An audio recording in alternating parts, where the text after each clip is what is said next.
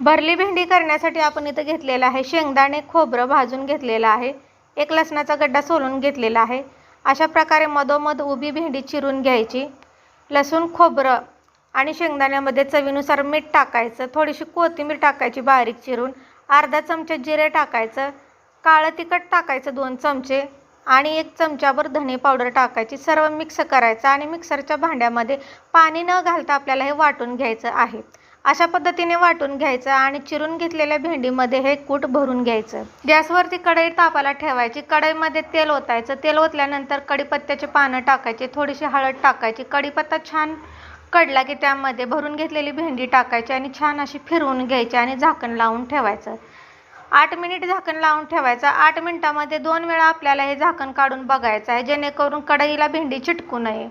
तर तुम्ही बघू शकता 8 मिनिटानंतर आपली भेंडी छान अशी फ्राय झालेली आहे, तयार झालेली आहे। व्हिडिओ आवडल्यास लाईक करा, चॅनलला सबस्क्राईब करा।